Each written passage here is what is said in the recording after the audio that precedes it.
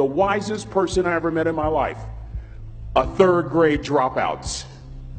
Wisest and dropout in the same sentence is rather oxymoronic, like jumbo shrimp. That third grade dropout, the wisest person I ever met in my life, who taught me to combine knowledge and wisdom to make an impact, was my father. A simple cook. Wisest man I ever met in my life. Just a simple cook. Left school in the third grade to help out on the family farm, but just because he left school doesn't mean his education stopped. Mark Twain once said, "I've never allowed my schooling to get in the way of my education." My father taught himself how to read, taught himself how to write, decided in the midst of Jim Crowism, as America was breathing the last gasp of the Civil War, my father decided he was going to stand and be a man. Not a black man, not a brown man, not a white man, but a man. He literally challenged himself to be the best that he could all the days of his life. I have 4 degrees. My brother is a judge. We're not the smartest ones in our family. It's a third grade dropout daddy. A third grade dropout daddy who was quoting Michelangelo, saying to us, "Boys, I won't have a problem if you aim high and miss, but I'm going to have a real issue if you aim low and hit." A country mother quoting Henry Ford, saying, "If you think you can or if you think you can't, you're right." I learned that from a third grade drop. Simple lessons. Lessons like these. Son, you'd rather be an hour early than a minute late. We never knew what time it was at my house because the clocks were always ahead. My mother said for nearly 30 years my father left the house at 3:45 in the morning. One day she asked him, "Why, Daddy?" He said, "Maybe one of my boys will catch me in the act of excellence. I want to share 2 things with you." Aristotle said, "You are what you repeatedly do." Therefore, excellence ought to be a habit, not an act. Don't ever forget that. I know you're tough, but always remember to be kind. Always. Don't ever forget that. Never embarrass mama. Yeah. If mama ain't happy, ain't nobody happy. If daddy ain't happy, don't nobody care. But you know, I'm trying to tell you. Next lesson. Lesson from a cook over there in the galley. Son, make sure your servant's towel is bigger than your ego. Ego is the anesthesia that deadens the pain of stupidity. Y'all might have a relative in mind you want to send that to. Let me say it again. Ego is the anesthesia that deadens the pain of stupidity. Pride is the burden of a foolish person. John Wooden coached basketball at UCLA for a living, but his calling was to impact people. And with all those national championships, guess what he was found doing in the middle of the week? Going into the cupboard, grabbing a broom, and sweeping his own gym floor. You want to make an impact? Find your broom. Every day of your life, you find your broom. You grow your influence that way. That way you're attracting people so that you can impact them. Final lesson. Son, you're going to do a job. Do it right. I've always been told how average I can be. Always been criticized about being average. But I want to tell you something.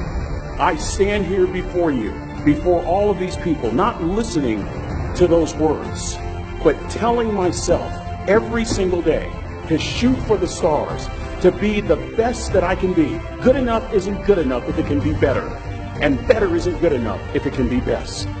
Let me close with a very personal story that I think will bring all this into focus. Wisdom will come to you in the unlikeliest of sources, a lot of times through failure. When you hit rock bottom, remember this. While you're struggling, rock bottom can also be a great foundation on which to build and on which to grow. I'm not worried that you'll be successful. I'm worried that you won't fail from time to time. The person that gets up off the canvas and keeps growing, that's the person that will continue to grow their influence. I married the most beautiful woman I'd ever seen in my life. Y'all ever been to a wedding and even before the wedding starts, you hear this? How in the world? And it was coming from my side of the family.